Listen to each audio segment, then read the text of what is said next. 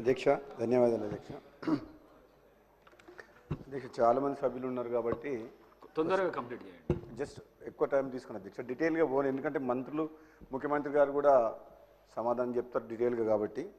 అధ్యక్ష కరెంటు విషయానికి వస్తే గత అసెంబ్లీ సమావేశంలో బడ్జెట్ సమావేశంలో కూడా నేను మాట్లాడిన అధ్యక్ష. ఆ రోజు కూడా చెప్పిన అధ్యక్ష,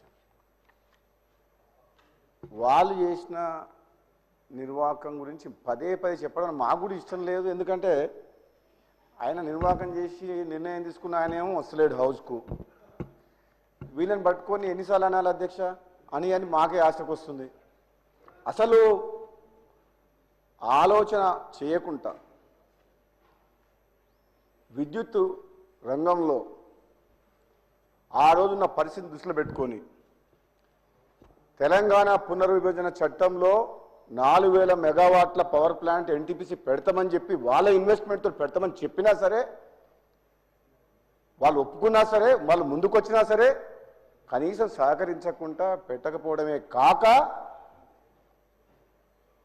హై రేట్ ఆఫ్ ఇంట్రెస్ట్ డబ్బులు తీసుకొచ్చి సింగరేణి గన్లకు 250 కిలోమీటర్ల దూరంలో యాదాద్రి మిర్యాలగూడ దగ్గర పవర్ ప్లాంట్ పెట్టిన అధ్యక్ష. ఆ కాస్ట్ నెంబర్స్ చెప్పాలంటే చాలా సమయం పడుతుంది. పోయినసారి కూడా చెప్పిన హౌస్లో వాళ్ళు అనుకున్న బడ్జెట్ ప్రకారం టెండర్లు కూడా పిలవకుండా బిహెచ్ఎల్కి ఇచ్చిండ్రు.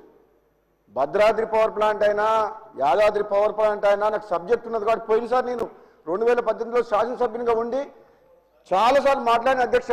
కానీ ఆ రోజు దురదృష్టవశాత్తు ప్రజాస్వామ్యాన్ని కూని చేసే విధంగా ప్రతిపక్షం లేకుండా చేసిన వ్యక్తులు ఈరోజు మాకు నీతులు నేర్పిస్తున్నారు అక్కడ ఉండి. కాంగ్రెస్ అంటేనే కరెంటు, కరెంట్ అంటేనే కాంగ్రెస్ ఈ తెలంగాణలో, ఈ ఉమ్మడి ఆంధ్రప్రదేశ్లో. రైతుల గురించి కాంగ్రెస్ ఉచిత పథకాన్ని తీసుకొచ్చింది కాంగ్రెస్ పార్టీ. అటువంటి కాంగ్రెస్ పార్టీని ప్రజలు ఆశీర్వదించి గౌరవ ముఖ్యమంత్రి గారు రేవంత్ రెడ్డి గారి నాయకత్వంలో, ఉప ముఖ్యమంత్రి గారు బట్టి విక్రమార్క నాయకత్వంలో వాళ్ళు చేసిన తప్పుల్ని సరిదిద్దడమే కాకుండా రాబోయే కాలాన్ని దృష్టిలో పెట్టుకొని ఎన్నో సంస్కరణలు తీసుకొస్తున్నాం. మామూలుగానైతే మిగులు బడ్జెట్ తోటి రాష్ట్రాన్ని అప్పచెప్తే బ్రహ్మాండంగా పనిచేయాల్సింది ఆలోచన చేయకుండా ఎన్నో తప్పు నిర్ణయాలు తీసుకొని రాష్ట్రాన్ని అప్పులపాలు చేసిండు. మీ మంచి పనులు చేస్తుంటే మా ప్రభుత్వం మరి వాళ్ళ ఫ్రస్ట్రేషన్ తోటి 15 నెలల నుంచి ముఖ్యమంత్రి గారు పదే మా మంత్రులు ఇటుపక్క నుంచి అధ్యక్ష మీరు చూస్తుండ్రు ఎంత మంచిగా సమాధానం ఓపికతో ఎంత మంచి సమాధానం చెప్తున్నారు. ప్రతి విషయంలో కూడా ఎక్కడ కూడా కాంగ్రెస్ పార్టీ ఏ విషయాన్ని దాచిపెట్టలే. ఫైనాన్స్ విషయంలో కానీ, కరెంటు విషయంలో కానీ, ఏ విషయంలోనూ వైట్ పేపర్ పెడుతున్నారు ముఖ్యమంత్రి గారు.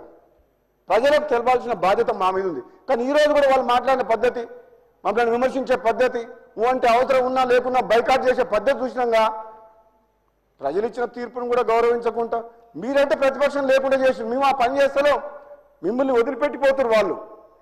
ఎందుకంటే మీ నాయకుడు లేడు. మీకు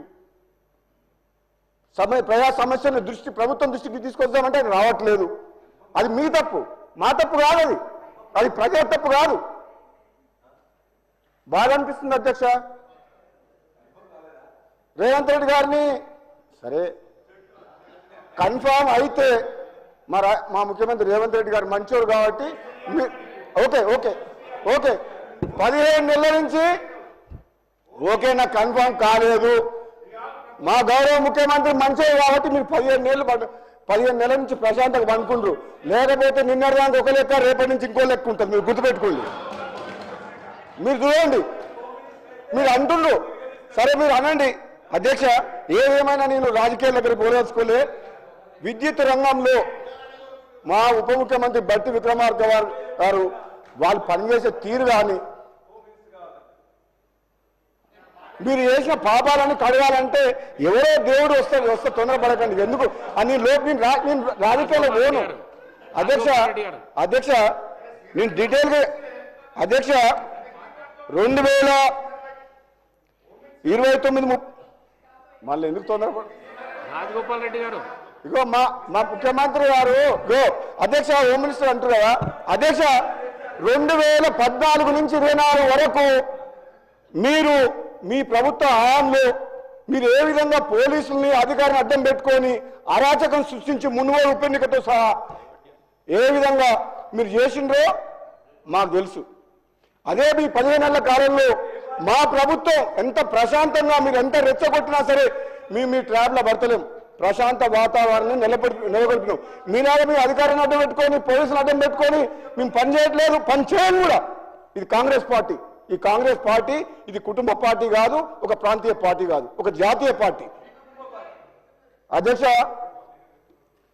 వీళ్ళు చెప్పిన సబ్జెక్టులకు నేను డిబేట్ కానీ కరెంటు గురించి మాట్లాడతా. అధ్యక్ష, ఈరోజు కాంగ్రెస్ పార్టీ అధికారంలోకి వచ్చిన తర్వాత ఎక్కడ కూడా వాళ్ళు అనుకున్నారు అసలు వీళ్ళు పరిపాలన చేయగలరు, ఎట్లా అధికారంలోకి వస్తారు అనుకున్నారు. అయినా కానీ మేమే చాలా తెలివికలేనా, వీళ్ళకి ఎవరికి తెలివి లేదు, వీరు పరిపాలించలేరు అనుకున్నారు.